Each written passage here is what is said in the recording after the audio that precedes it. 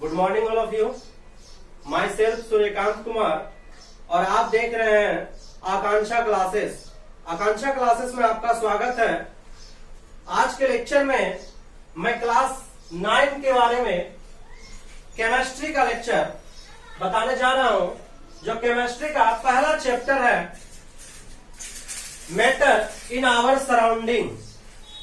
इस चैप्टर को समझने से पहले आपको पहले अपने आसपास के सारे चीज को समझना जरूरी है।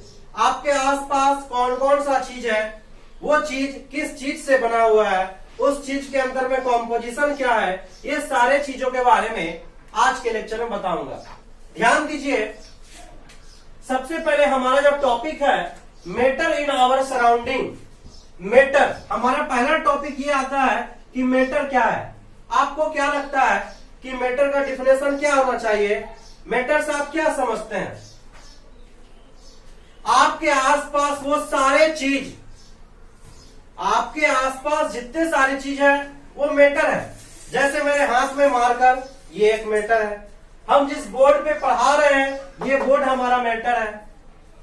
हमारा वीडियो रिकॉर्ड हो रहा है वो कैमरा मैटर है। हर एक चीज मैटर है जो स्थान घेरता हो। स्थान घेरता हो दैट मीन्स कि जैसे ये बोर्ड है, ये बोर्ड एक दीवार पे चिपका हुआ है, तो दीवार का कुछ न कुछ स्थान को लिया हुआ है ये बोर्ड। हम जिस जगह पे खड़े हैं हम भी कुछ न कुछ जगह को घेरे हुए हैं। दैट मीन्स कोई भी पदार्थ ऐसा है, कोई भी चीज जो स्थान घेरता हो, जो स्पेस ऑक्यूपाइज करता हो, वो मैटर कहलाएगा। सिर्फ स्थान घेरना जरूरी नहीं है। अगर वो मैटर है तो उसमें वेट होगा। उसमें क्या होगा? वेट होगा। That means anything that has मास, जिसमें वेट हो एंड वो जगह घेरता हो, ऑक्यूपाइज स्पेस। तो क्लियर है, वैसा पार्ट या वैसा एनीथिंग जो मास, जिसमें मास हो और जो जगह घेरता हो, वो मैटर कहलाएगा। और दूसरी बात क्या बोलेंगे हम कि आप ध्यान दीजिए, अभी आप जानते हैं कि मैटर क्या है, मैटर किस चीज से बना होता है। आप जानते होंगे कि मैटर एटम मॉलिक्यूल से बना होता है। एटम्स किस चीज से बना होता है? इलेक्ट्रॉन, प्रोटॉन, न्यूट्रॉन से बना होता है। अभी सब आप जान रहे हैं, लेकिन पहले का साइंटिस्ट, अभी आप बताइएगा कि सर मैटर को हम क्लासिफाइड करते हैं फिजिकल प्रॉपर्टी के आधार पर, केमिकल प्रॉपर्टी के आधार पर। फिजिकल प्रॉपर्टी के आधार पर सर मैटर 3 प्रकार के होते हैं, solid, liquid and gas. Chemical property के आधार पर सर बहुत प्रकार के होते हैं, pure matter, impure matter, mixture, solution. आगे हम पढ़ेंगे वो सारे क्लासिफिकेशन, लेकिन फिलहाल अभी आप ये याद रखिए कि पहले का साइंटिस्ट, अर्लियर साइंटिस्ट जो था, उन्होंने मैटर को क्लासिफाइड 5 एलिमेंट में किया, जिसे हम पंच तत्व के नाम से जानते थे। पंच तत्व के नाम से जानते थे। वो पंच तत्व क्या क्या था? स्काई था, वाटर था, sky, water, earth, sky, water, earth and fire. Fire और हमारा था स्काई, वाटर, फायर, अर्थ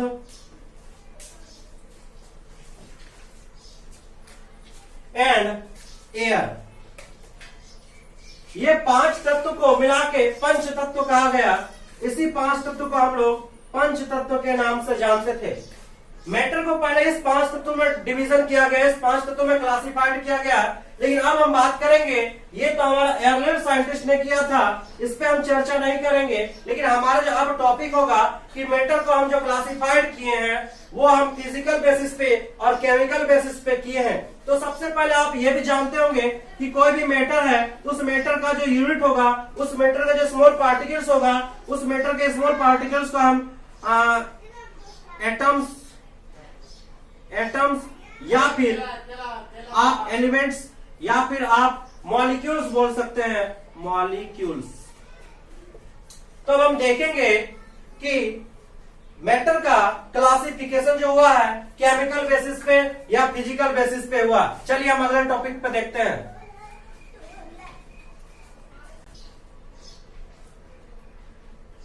चलिए हम देखते हैं कि मैटर को हम किस प्रकार क्लासिफाइड किए हैं।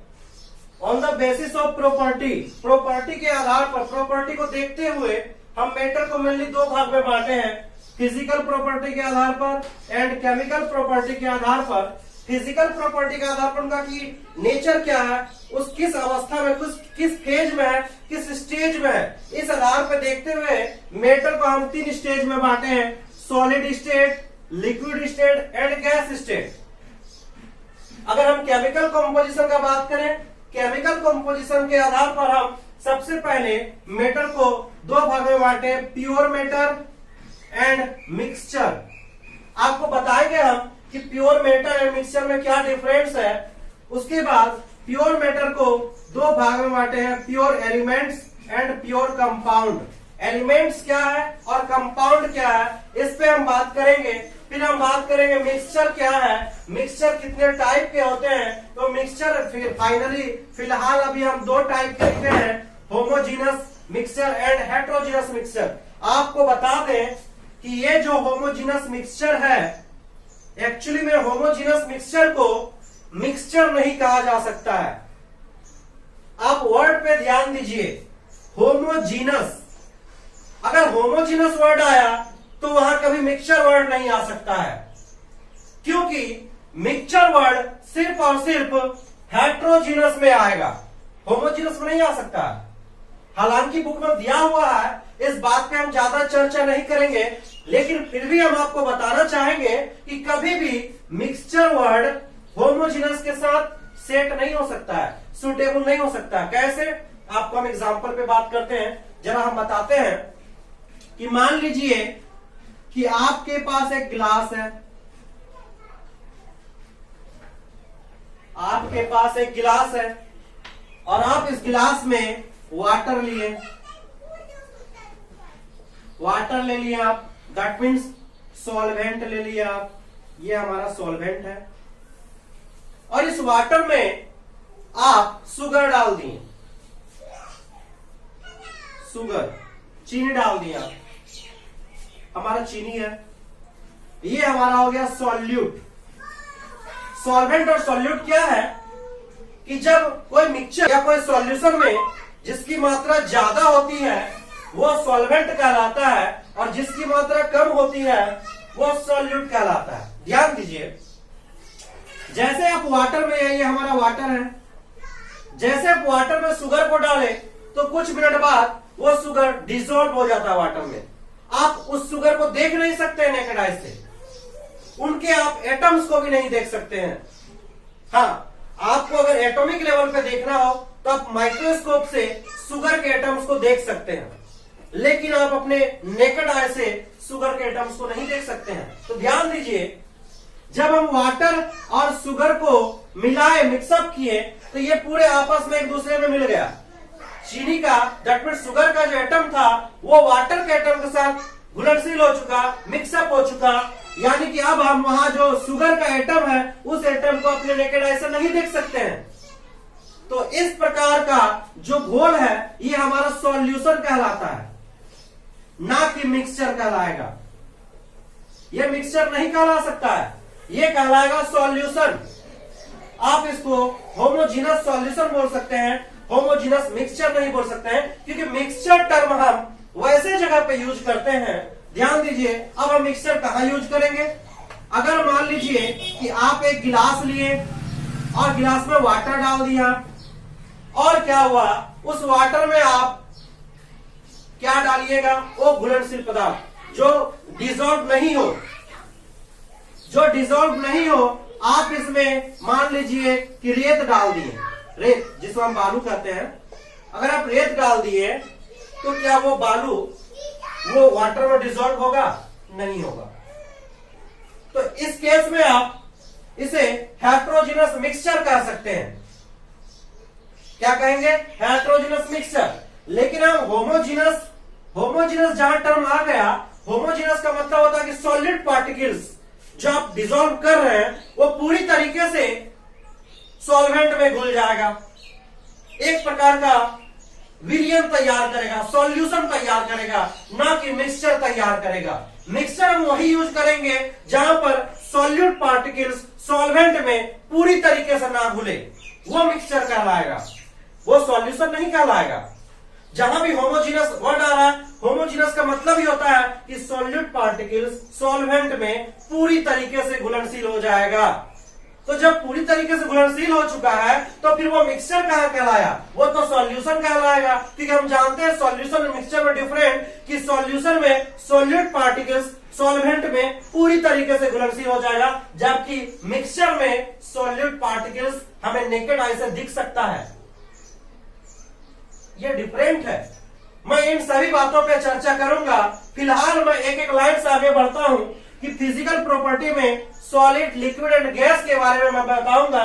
ये तीनों में डिफरेंस बताऊंगा कि सॉलिड आप किस मैटर को, कौन से पदार्थ को सॉलिड बोलिएगा, सॉलिड का क्या क्या कैरेक्टर है, ये सारे कैरेक्टर के बारे में जानेंगे हम। ये नेक्स्ट लेक्चर में हम बात करेंगे कि सॉलिड, लिक्विड एंड गैस में क्या डिफरेंस है, प्योर मेटर एंड मिक्सचर में क्या डिफरेंस है, होमोजीनस मिक्सचर, दैट मीन्स यहाँ मिक्सचर हम यूज नहीं करना चाहते हैं, लेकिन बुक में दिया हुआ था हमको यूज करना पड़ रहा है, लेकिन एक्चुअली में होमोजीनस सॉल्यूशन कहलाता है, मिक्सचर नहीं कहलाता है।